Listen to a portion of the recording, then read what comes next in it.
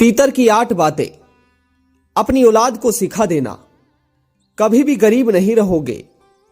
जय श्री कृष्णा मित्रों, आज एक बार पुनः आप सभी लोगों का ज्ञानवर्धक कहानी यूट्यूब चैनल में बहुत बहुत स्वागत है। दोस्तों, आज की ये कहानी एक तीतर पक्षी की कहानी है। दोस्तों, मेरा आप सभी लोगों से निवेदन है, अगर आप इस कहानी को देख रहे हैं तो कहानी के साथ कहानी की समाप्ति तक बने रहे। दोस्तों, आज की इस कहानी में तीतर ने अपनी 8 बातों का जिक्र किया है और तीतर की ये 8 बातें बड़ी ही महत्वपूर्ण और ज्ञानवर्धक हैं। मेरा आप सभी श्रोता बंधुओं से निवेदन है, अगर आप इस कहानी को देख रहे हैं, इस वीडियो को देख रहे हैं, तो इस कहानी के साथ कहानी की समाप्ति तक बने रहे, क्योंकि कहते हैं कि जो आधा अधूरा ज्ञान प्राप्त करता है वह हमेशा अपने जीवन में दुखी ही रहता है। दोस्तों, आइए आप सभी लोगों का ज्यादा समय बर्बाद ना करते हुए आज की इस ज्ञानवर्धक और प्रेरणादायक कहानी को शुरू करते हैं। दोस्तों, एक समय की बात है, किसी एक गांव में एक तीतर और तीतर की पत्नी, वह दोनों पति पत्नी आपस में एक घर में रहा करते थे। दोस्तों, तीतर के बगल में एक पड़ोसी एक कौवा रहा करता था। तीतर हमेशा उस कौवे से बोलना पसंद नहीं करता था, परंतु वो जो कौवा था वह कौवा हमेशा तीतर की काट छाट करने में लगा रहता था। दोस्तों, तीतर रोज सुबह निकलता और शाम ढलने से पहले भोजन की तलाश में भोजन को ढूंढ कर लेकर आ जाता और फिर उस भोजन से अपने बच्चों का और अपनी पत्नी का पेट भरता था। दोस्तों, तीतर के इस ही कार्य को देखकर जो तीतर का पड़ोसी कौवा था वो हमेशा इस बात को सोचता था कि भला ये तीतर ऐसे कौन से स्थान पर जाता है जो सुबह गया और शाम को भोजन लेकर ही आता है। दोस्तों, जो तीतर की पत्नी थी, तीतर की पत्नी बहुत ही भोली भाली थी और थोड़ा भुलक्कड़ स्वभाव की थी। दोस्तों, इसी तरह तीतर बहुत ही समझदार और बहुत ही बुद्धिमान चतुर था। दोस्तों, कहते हैं कि भोले और बुद्धिमान और चतुर व्यक्ति के छिलके भी बिक जाते हैं। दोस्तों, इसी तरह रोज रोज वह कौवा अपने पड़ोसी तीतर से इस बात के बारे में पूछा करता था कि अरे भाई, भला तुम रोज सुबह जाते हो और शाम ढलने से पहले ही भोजन को ढूंढ कर ले आते हो। अरे भाई, जरा हमें भी तो बताओ, आखिर तुम कहां पर जाते हो और कहां से इतना सारा भोजन लेकर आते हो? अगर तुम्हारे एक थोड़ी सी मदद करने से किसी का भला होता है, किसी का पेट भरता है, तो बड़ा इससे सौभाग्य क्या होगा। दोस्तों, कौवे के बार बार कहने पर भी वह तीतर कौवे को अपनी भोजन वाले स्थान के बारे में नहीं बताता है। दोस्तों, किसी ने बहुत खूब कहा है कि कभी भी अपने पेट की बात किसी को नहीं बतानी चाहिए। दोस्तों, परंतु जो तीतर था वह तीतर अपनी पत्नी से कोई भी बात नहीं छुपाता था। जो भी बात होती थी उस बात को तीतर अपनी पत्नी को अवश्य बताता था। दोस्तों, और कहते हैं कि पति पत्नी को हर दुख और हर सुख साथ मिलकर ही झेलने चाहिए। इसीलिए तीतर कभी भी अपनी पत्नी से कोई बात नहीं छुपाता था। दोस्तों, परंतु आप लोगों को तो पता ही है कि जो तीतर की पत्नी थी वह बहुत ही भुलक्कड़ स्वभाव की थी।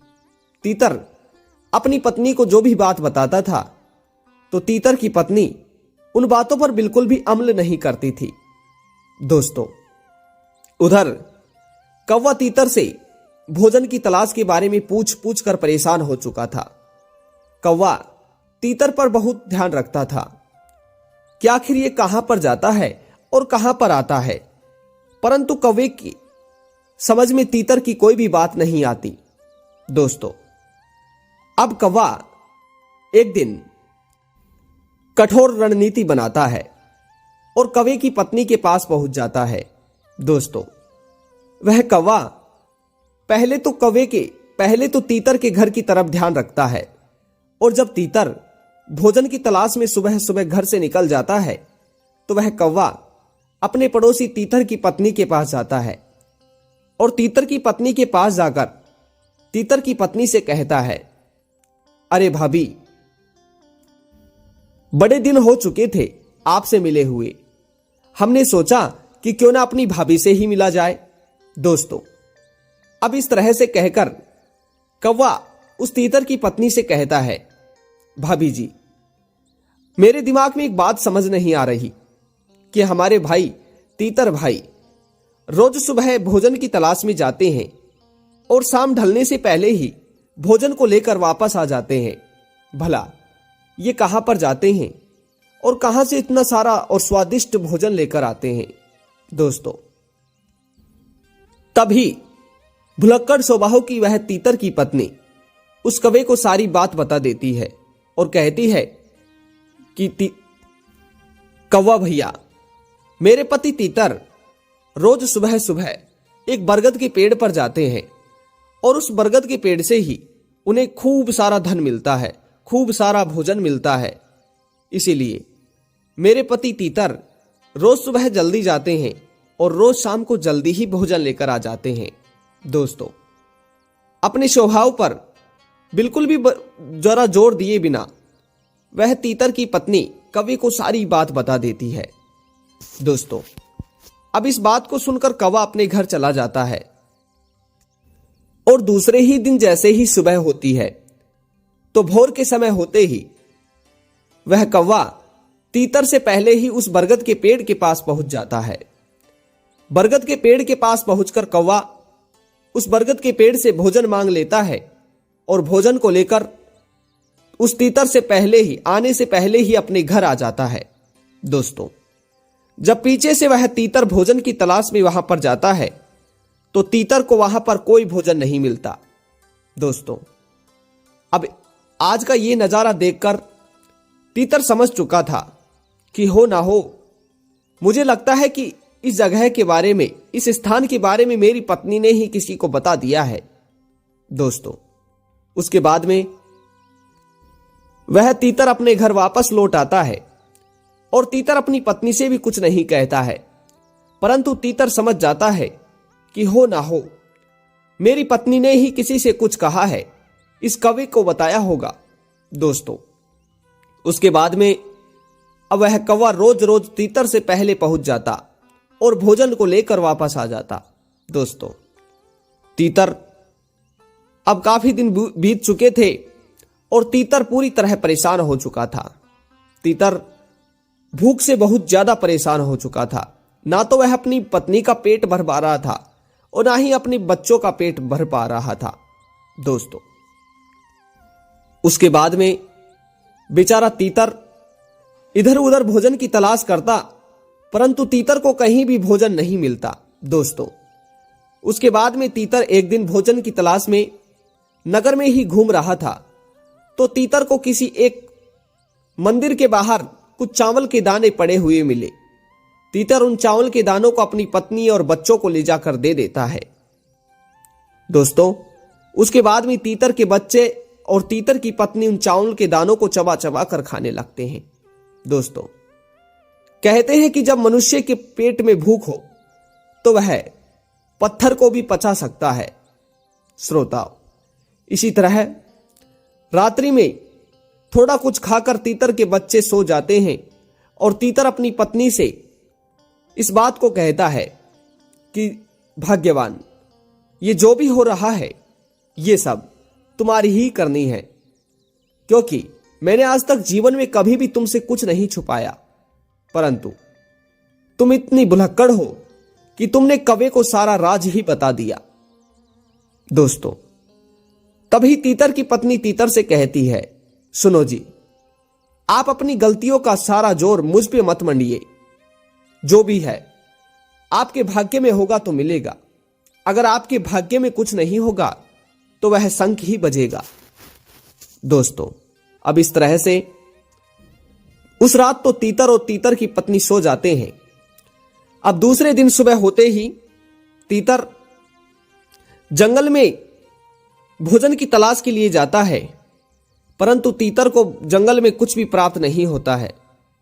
तो वह तीतर इधर उधर घूमने लगता है। तभी तीतर देखता है कि उसके पास में ही एक संत बैठे हुए हैं। दोस्तों, संत को देखते ही तीतर संत के पास जाता है और संत से कहता है कि हे संत जी, मैं एक पक्षी हूं और मैं आपसे कोई मदद मांगने के लिए आया हूं। दोस्तों, तभी तीतर कहता है कि हे संत जी, मेरे घर में खाने के लिए दाने नहीं हैं और पीने के लिए जल नहीं है। दोस्तों, इसी तरह से तीतर सारी बात उस संत को बता देते हैं। दोस्तों, तभी वे संत तीतर से कहते हैं कि हे तीतर, अगर ऐसी बात है तो आज मैं तुम्हें कुछ 8 बातें बताता हूं। अगर इन 8 बातों को तुम अपने जीवन में उतार लेते हो तो कभी भी तुम्हारे जीवन में तुम्हें भूखा नहीं मरना पड़ेगा, कभी भी जीवन में दुख नहीं झेलना पड़ेगा, कभी भी जीवन में गरीबी नहीं देखनी पड़ेगी। दोस्तों, उसके बाद में तीतर साधु महाराज से कहता है कि हे महाराज, अगर ऐसा है तो आप मुझे जल्दी से जल्दी उन 8 बातों के बारे में बताइए। श्रोताओं, उसके बाद में वे साधु महाराज उस तीतर को 8 बातें बताने लगते हैं और तभी तीतर चाहे मर जाना, मगर अपनी मजबूरी कभी भी किसी को मत बताना। अगर आप अपनी मजबूरी किसी को बता देते हो तो सुनने वाला आपकी मजबूरी हमेशा आपकी मजबूरी का फायदा उठाएगा। इसीलिए अपनी मजबूरी कभी भी किसी को नहीं बतानी चाहिए। हे तीतर, मेरी दूसरी बात है। दोस्तों, साधु महाराज तीतर को बताते हैं, हे तीतर, कभी भी अपनी भूतकाल की गलतियां और अपने भविष्य की रणनीति, दोनों बातें कभी भी किसी को नहीं बतानी चाहिए। अगर आप अपने भूतकाल की गलतियां किसी को बता देते हैं तो सामने वाला आपकी उन गलतियों को पकड़कर आपको हमेशा परास्त करने का निर्णय बना सकता है, आपको हमेशा परास्त करने का योजना बना सकता है। दोस्तों, उसके बाद में साधु महाराज तीसरी बात बताने लगते हैं और कहते हैं कि अपने घर की बातें कभी भी किसी को नहीं बतानी चाहिए। आपकी घर में जो भी बातें होती हैं, पति पत्नी में जो बातें होती हैं, पुत्र और पिता में जो बातें होती हैं, उन बातों को कभी भी किसी को नहीं बतानी चाहिए। अगर आप अपने घर की बातें सामने वाले को बताते हैं तो आप अपने आप में समाज में मान प्रतिष्ठा को खो बैठेंगे। श्रोताओं, कभी भी आप अपने समाज में ऊंचा उठकर नहीं बोल पाएंगे। सामने वाला आपकी घर की बातों को सुनकर मौके पे फायदा उठाएगा। दोस्तों, इसलिए अपने घर की बातें कभी भी किसी को भूलकर भी नहीं बतानी चाहिए। श्रोताओं बंधुओं, चौथी बात है, अपनी कमाई का जरिया कभी भी किसी को नहीं बताना चाहिए। आप कहां से कमाई कर रहे हैं, भोजन का इंतजाम करते हैं, किसी को नहीं बताना चाहिए। अगर आप अपनी कमाई का जरिया सामने वाले को बताते हैं तो हो सकता है कि आपकी कमाई का जरिया खत्म ही हो जाए और सामने वाला तुम्हारी कमाई पर जाकर अपना अधिकार जमा ले। दर्शकों, जिस तरीके से उस तीतर के साथ हुआ है, उस जगह पर जाकर कौवा ने अपना कब्जा जमा लिया। इसी तरीके से अगर आप कमाई का जरिया किसी को बता देते हैं तो ऐसा हो सकता है सामने वाला आपकी कमाई पर अपना अधिकार जमा ले। दोस्तों, उसके बाद में वे संत तीतर को 5वीं बात बताने लगते हैं और कहते हैं कि अपनी कमजोरी और अपनी ताकत यह भी किसी को नहीं बतानी चाहिए। अगर आप अपनी कमजोरी बताते हैं तो सामने वाला आपकी कमजोरी का फायदा उठाएगा, और अगर आप अपनी ताकत बताते हैं तो सामने वाला आपकी ताकत को तोड़कर निकल सकता है। दोस्तों, आपकी ताकत को खत्म कर सकता है।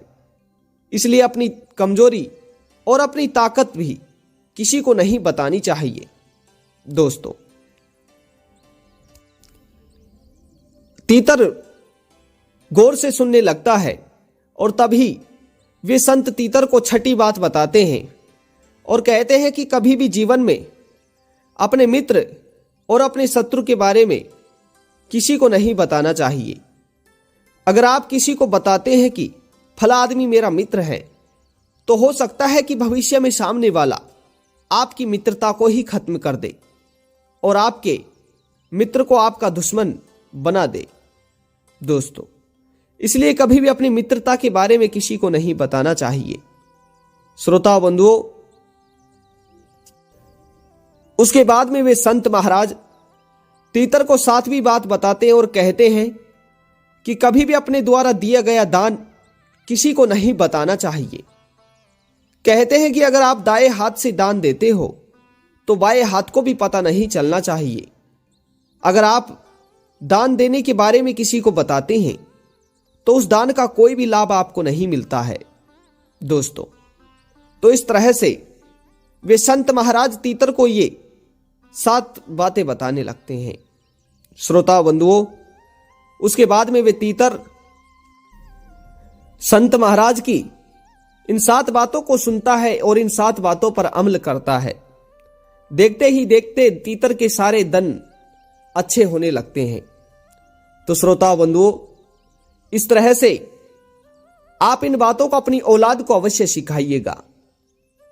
अगर आप अपनी औलाद को इन 8 बातों को बताएंगे तो आपकी औलाद कभी भी जीवन में दुखी और गरीब नहीं रहेगी। श्रोताओं, ये कहानी आप सभी को कैसी लगी कमेंट बॉक्स में अवश्य बताइएगा। और अभी तक आप लोगों ने इस चैनल को सब्सक्राइब नहीं किया तो अभी इसी वक्त इस चैनल को सब्सक्राइब अवश्य कर दीजिएगा। पुनः मिलते हैं नई कहानी के साथ। जय श्री कृष्णा, राधे राधे, धन्यवाद।